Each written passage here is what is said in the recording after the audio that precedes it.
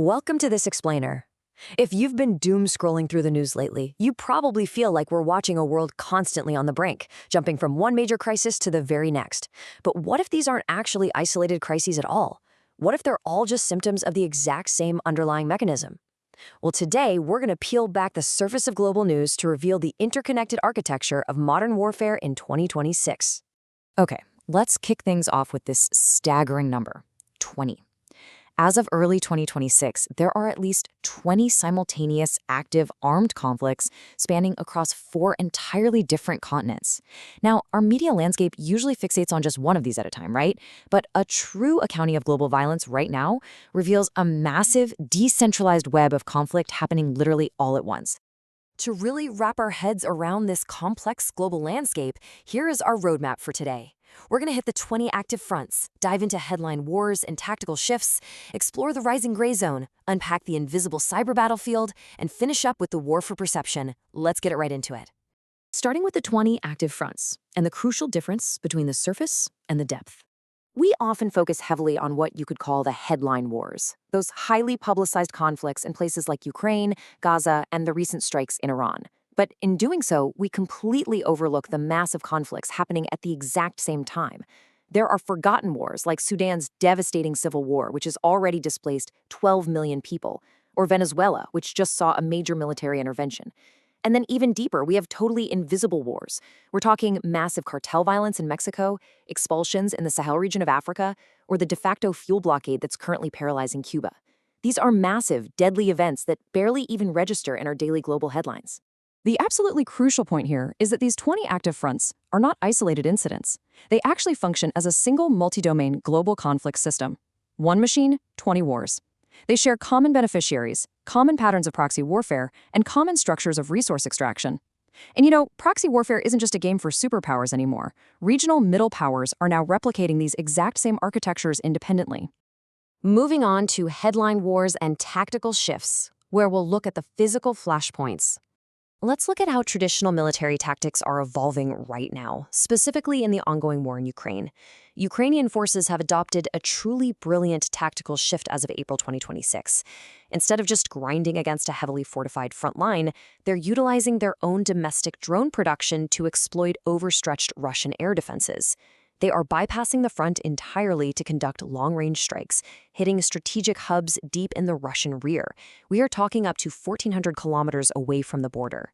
Strikes on major oil refineries like the Perm facility and military aviation hubs, which obviously puts a massive dent in economic exports and logistics. Where we neutrally examine the latest strategic maneuvers, we see diplomacy and physical reality colliding head-on.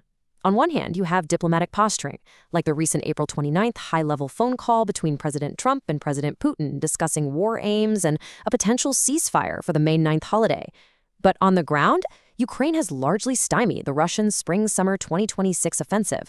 Meanwhile, back in Moscow, the Kremlin actually had to scale back its iconic May 9th Victory Day parade to a truncated format, meaning no military equipment, purely due to security concerns over those exact types of long-range strikes we just talked about. All right, shifting gears to the rising gray zone, which is all about escalation without borders. So moving over to the Indo-Pacific, we see an entirely different strategy taking shape. But before we get into the weeds, we have to define this concept of gray zone attrition. Basically, this is a tactic deliberately designed to poke and probe a rival's boundaries without ever sparking a formal declaration of war. It's an aggressive, calculated dance to test political resolve and see exactly how much force you can use before a mutual defense treaty, like the one between the US and the Philippines, is actually triggered.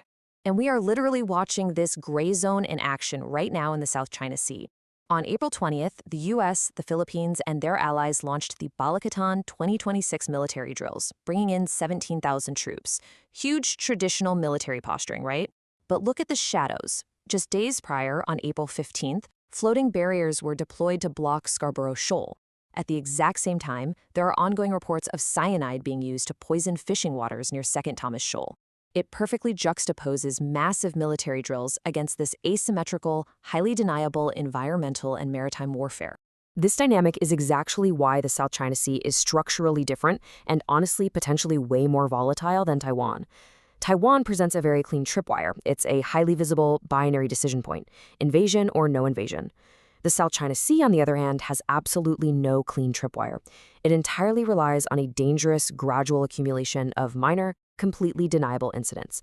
A rammed fishing boat today, a water cannon tomorrow.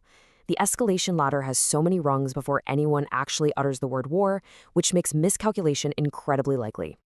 But wait, what actually happens when the battlefield doesn't even have physical borders?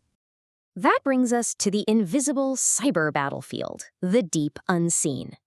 Beneath all these physical flashpoints we just covered, there is a continuous theater of war where nation-states and private mercenaries are operating 24/7. And the economics of this digital conflict are just staggering. The global cyber warfare market is projected to hit an unbelievable $136 billion by 2033. To put that into perspective, the U.S. alone budgeted $13.5 billion for cyber activities back in 2024. This sheer scale of money is being funneled into a totally decentralized AI-driven arms race. And here is exactly why this matters to you. The primary targets are no longer just locked-down military bases. They are critical civilian infrastructures.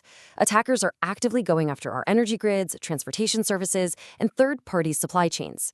We saw this starkly illustrated recently with the politically motivated cyber attack on the major healthcare provider Stryker. Modern warfare is intentionally targeting the very systems that keep our daily lives functioning. Yet, as ransomware and supply chain attacks rapidly multiply, we're facing a massive, glaring vulnerability. There is currently a staggering 4.5 million person gap in the global cybersecurity workforce.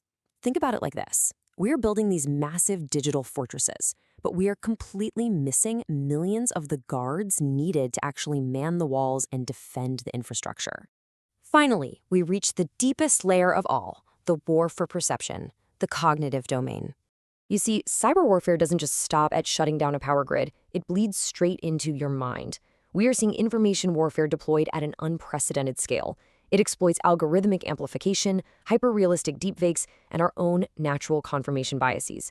The endgame here isn't to destroy a computer network, but to destabilize entire societies, shape global elections, and manipulate public perception. It's all about controlling the narrative before a single physical shot is ever fired. Honestly, it all boils down to this terrifying asymmetry of modern, interconnected warfare. Whether it's an AI-driven ransomware attack, a deepfake designed to swing an election, or a physical drone strike slipping past air defenses, the math is brutally unforgiving. The attackers only need to get lucky once, but defenders must succeed every single time. As we wrap up this explainer, I want to leave you with this final thought. We've seen how a proxy war in Africa, a gray zone dispute in the Pacific, a long-range drone strike in Europe, and a cyber attack on a local hospital are all gears turning within the exact same global machine. As physical flashpoints merge with digital and cognitive battlegrounds, are our global institutions, and are we as individuals, truly prepared for a continuous multi-domain war? Keep that question in mind as you scroll the headlines tomorrow. Thanks for learning with us, and we'll see you in the next explainer.